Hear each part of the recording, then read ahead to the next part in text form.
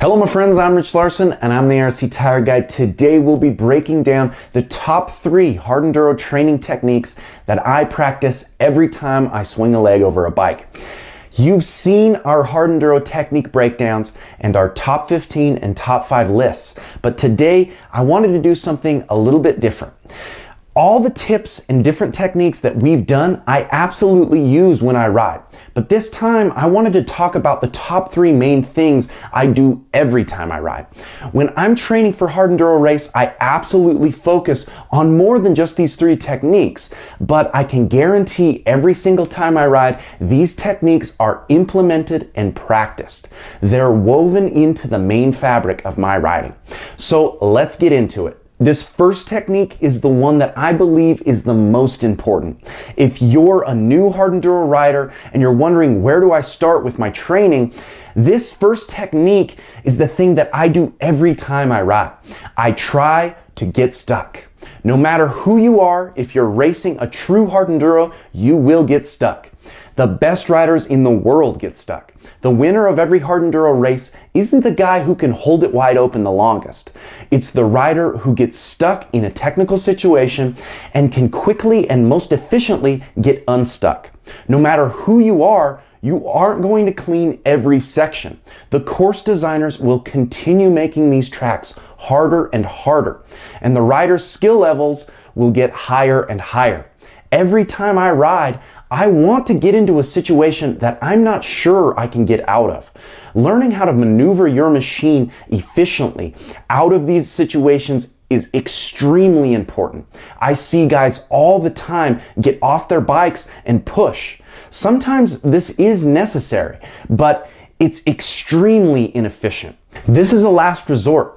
If you can avoid getting off the bike, it will pay dividends in your energy at the end of a 3-hour hard enduro. I practice learning how to find 100% traction to my rear tire in these situations, trying to keep my feet on the pegs, moving my weight back over the rear tire of the machine and exploding forward with throttle and flywheel, making my bike do most of the work and only reacting to what the machine's doing. Putting myself in harder and harder situations with shorter and shorter run-ups. The less momentum you have before the obstacle, the harder the obstacle will be. And a lot of times in a hard enduro competition, you'll have little to no room for momentum. Mastering these proper getting unstuck techniques will immensely help you in all situations. Now, this next technique is something that I not only do every time I ride, it's probably my favorite part of riding. I'm talking about the double blip technique. There's a lot of reasons why I think mastering this technique is essential for a hard enduro athlete.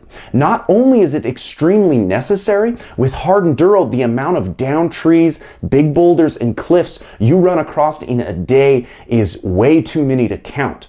But as you master this technique, the obstacles you can attempt get bigger and bigger. This is very confidence inspiring. I want to be able to look at any big boulder or log and not be afraid to try it. Being fully confident in my skill level and the ability to control my bike at the highest level. The double blip technique also immensely improves your precision with your clutch and throttle control. That precision really interconnects to all of your riding. In a double blip, I'm quickly pulling in the clutch twice, once to get the front in the air and the second loading the flywheel to propel me over the obstacle, then holding pressure on my pegs and the rear tire to completely hold traction over the top of the obstacle. It's an exercise in precision, control, and trust in your machine. Now, within both of these previous techniques, and pretty much all of my riding, this next skill is less of a technique and more of something that I'm constantly trying to do. We're talking about trying to make it through every section or obstacle with no dabs. To me, when training hard enduro, I prefer to try to ride like a trials rider. My focus is to keep my feet on the pegs at all times. There are obvious benefits in this style of riding. The constant weight on your pegs is efficiently transferred to your rear tire, keeping traction to the ground and your machine moving forward with momentum. The more momentum you have, the easier every obstacle will be. Even on an obstacle where I have little to no run up, the quicker I can get my feet on the pegs and my rear tire weighted, the higher likelihood of cleaning a section I will have. When training through technical sections or filming a single big obstacle, I'm not satisfied until I clean it with no dabs. Training that way in your practice makes you perform that way in competition. Always practicing good habits and proper technique will directly affect not only your riding, but the energy you expel, which equals better results and longer rides. If you want more info on any of the previously mentioned techniques, check the link in the description for full breakdowns. And of course, if you're enjoying this channel, make sure to like, comment, and subscribe, as well as follow us on Instagram at IRC Moto and my personal Instagram page at RichLarson511. And until next time, keep shredding.